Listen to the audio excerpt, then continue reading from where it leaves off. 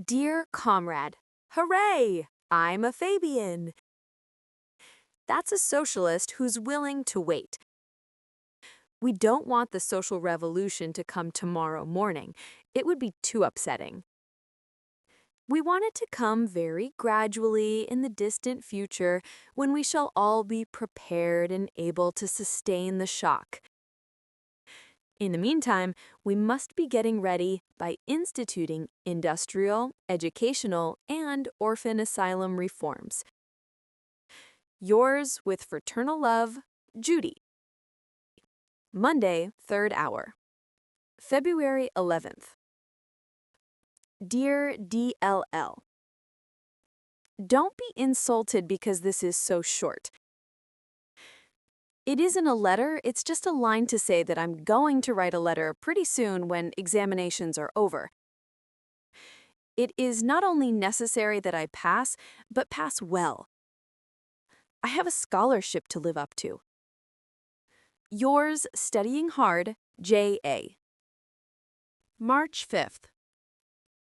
Dear Daddy Longlegs, President Kyler made a speech this evening about the modern generation being flippant and superficial. He says that we are losing the old ideals of earnest endeavor and true scholarship.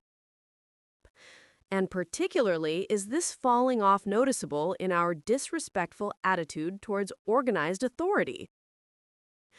We no longer pay a seemly deference to our superiors. I came away from chapel very sober. Am I too familiar, Daddy? Ought I to treat you with more dignity and aloofness? Yes, I'm sure I ought. I'll begin again. My dear Mr. Smith, you will be pleased to hear that I passed successfully my mid-year examinations and am now commencing work in the new semester. I am leaving chemistry, having completed the course in qualitative analysis, and am entering upon the study of biology. I approach the subject with some hesitation, as I understand that we dissect angleworms and frogs. An extremely interesting and valuable lecture was given in the chapel last week upon Roman remains in southern France. I have never listened to a more illuminating exposition of the subject. We are reading Wordsworth's Tintern Abbey in connection with our course in English literature. What an exquisite work it is, and how adequately it embodies his conception of pantheism.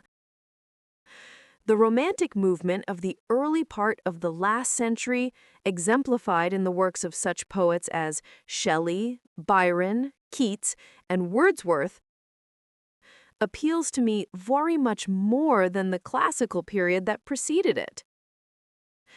Speaking of poetry, have you ever heard that charming little thing of Tennyson's called Locksley Hall?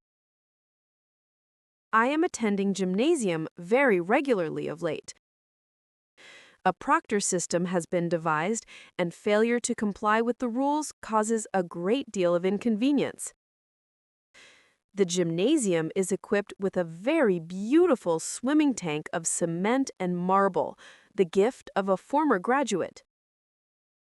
My roommate, Miss McBride, has given me her bathing suit. It shrank so that she can no longer wear it, and I am about to begin swimming lessons. We had delicious pink ice cream for dessert last night. Only vegetable dyes are used in coloring the food. The college is very much opposed, both from aesthetic and hygienic motives, to the use of aniline dyes.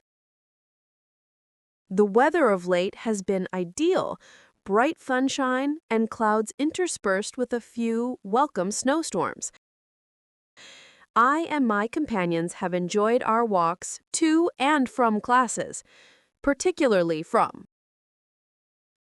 Trusting, my dear Mr. Smith, that this will find you in your usual good health, I remain most cordially yours, Jerusha Abbott. April 24th. Dear Daddy, Spring has come again. You should see how lovely the campus is. I think you might come and look at it for yourself. Master Jervy dropped in again last Friday, but he chose a most unpropitious time, for Sally and Julie and I were just running to catch a train. And where do you think we were going? To Princeton. To attend a dance and a ball game, if you please. I didn't ask you if I might go because I had a feeling that your secretary would say no. But it was entirely regular. We had leave of absence from college, and Mrs. McBride chaperoned us. We had a charming time, but I shall have to omit details. They're too many and complicated. Saturday. Up before dawn.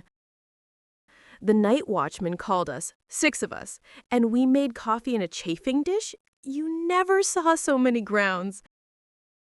And walked 2 miles to the top of One Tree Hill to see the sunrise. We had to scramble up the last slope. The sun almost beat us. And perhaps you think we didn't bring back appetites to breakfast? Dear me, Daddy, I seem to have a very ejaculatory style today. This page is peppered with exclamations. I meant to have written a lot about the budding trees and the new cinder path in the athletic field and the awful lesson we have in biology for tomorrow, and the new canoes on the lake, and Catherine Prentice who has pneumonia, and Prexy's Angora kitten that strayed from home and has been boarding in Ferguson Hall for 2 weeks until a chambermaid reported it, and about my 3 new dresses, white and pink polka dots with a hat to match. But I am too sleepy. I am always making this an excuse, am I not? But a girls' college is a busy place, and we do get tired by the end of the day. Particularly when the day begins at dawn. Affectionately, Judy.